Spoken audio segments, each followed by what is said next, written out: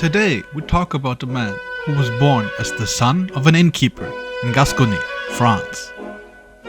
He rose from stable boy to soldier to one of France's most daring cavalry commanders.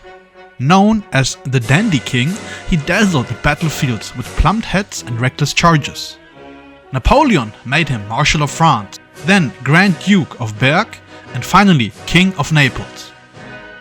He was loved by his troops, feared by his enemies, and admired for his flamboyant courage. But his rise, like Napoleon's empire, would end in tragedy. Joachim Murat was born in 1767 in La Bastide-Fortunière in southern France. His humble origins gave little hint of the glory to come. As a young man, he first studied for the priesthood, but adventure drew him to the army. The French Revolution offered opportunities where courage mattered more than birth. Murat joined the cavalry, where his talent with horses and fearless spirit quickly set him apart.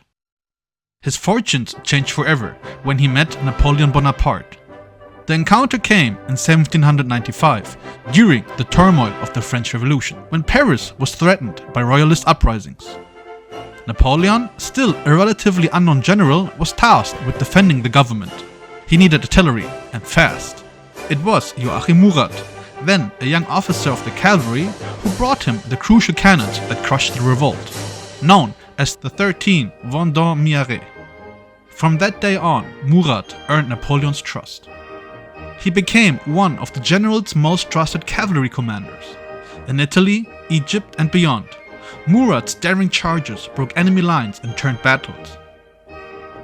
At Marengo in 1800 and Austerlitz in 1805, his cavalry thundered across the field, deciding the day. Also in the year of 1800, Murat married Caroline Bonaparte, Napoleon's sister, cementing his place within the imperial family. The Battle of Marengo, fought on the 14th of June in 1800 in northern Italy, was one of Napoleon's most famous victories during the War of the Second Coalition. Facing Austrian forces under General Michael von Melas, the French army was nearly overwhelmed in the morning, but a series of bold maneuvers turned the tide. Joachim Murat, then a general and rising star in Napoleon's ranks, played a key role with his cavalry. Throughout the day, Murat's fast-moving squadrons shielded French retreats, harassed Austrian columns, and bought time until reinforcements under Desaix arrived. In the climatic counterattack, Murat's cavalry charges struck with devastating effect, breaking Austrian cohesion and contributing directly to their collapse.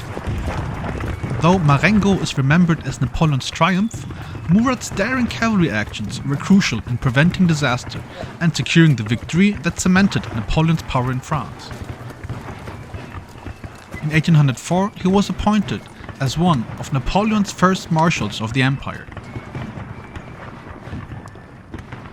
At the Battle of Austerlitz on the 2nd December in 1805, also often called the Battle of the Three Emperors, Murat commanded much of Napoleon's cavalry. His role was decisive during the fighting in the center of the battlefield. When the Allies attempted to break Napoleon's line, Murat launched repeated, well-timed cavalry charges that not only stalled the Russian and Austrian advance, but also allowed the French infantry to regroup and counterattack. Murat's mobility and shock tactics kept pressure on the Allies throughout the battle. His coordination with Marshal Soult's infantry ensured that when Napoleon struck at the weakened Allied center, the blow was overwhelming. The victory at Austerlitz crushed the Third Coalition, forced Austria to sign the Treaty of Pressburg, and solidified Murat's reputation as one of the greatest cavalry leaders of the Napoleonic era. His performance there was one of the high points of his military career. The Battle of Eylau in East Prussia was one of the bloodiest battles of the Napoleonic Wars. Napoleon's French army clashed with the Russians under General Bennigsen in freezing snow. Murat here played a dramatic role with what would become one of the largest cavalry charges in history. As French lines faltered under Russian pressure, Napoleon ordered Murat to strike with nearly 10,000 horsemen. Murat led cuirassiers, dragoons and other cavalry straight through the Russian center. The sheer mass and speed of the charge shocked the army, cutting through their infantry and buying Napoleon precious time to stabilize his army. Though Eylau was technically indecisive, Murat's cavalry thunderbolt prevented a French defeat and became legendary, a defining example of Napoleon's shock tactics once again. His flamboyant uniforms, plumed hats, braids and bright colors made him as unforgettable as his victories. By 1808, Napoleon rewarded him with a crown, King of Naples. As ruler, Murat introduced reforms, modernized administration and reorganized the army, but he was more a soldier than a statesman, happiest when leading from the saddle. In 1812, Murat led the cavalry of the Grande Armée into Russia. His horsemen stormed ahead into Moscow. But during the disastrous retreat, thousands froze and starved. Murat fought with desperate bravery, covering retreats and rallying stragglers. Yet the glory of Austerlitz gave way to the horror of Russia, marking the decline of Napoleon's empire. After Napoleon's fall in 1814, Murat sought to preserve his throne. He struck a deal with Austria, even fighting against former French allies.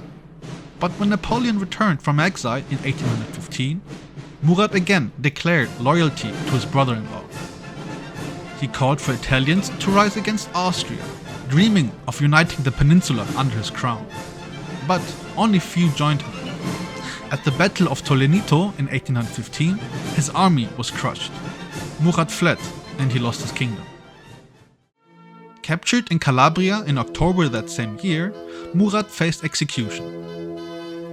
Refusing a blindfold, he dressed in full uniform and was standing proudly before the soldiers. His last words were clear: "Soldiers, do your duty. Aim at my heart, but spare my face." And with that command, the cavalry king fell. So, what do we remember about Joachim Murat? He rose from an innkeeper's son to Marshal of France. He led cavalry charges that changed the course of battles. He married into Napoleon's family and became King of Naples. He also dreamed of Italian unity but lost his crown in defeat. And he died with pride, defiance and theatrical flair. Murat's life was as flamboyant as his uniforms, bold, brilliant and ultimately doomed. His story mirrors the Napoleonic dream itself, dazzling at its height, tragic in its fall. I hope you enjoyed this video and maybe learned something new. If you want to support the channel, please leave a subscription if you haven't already. What other historical figure or topic should I do next?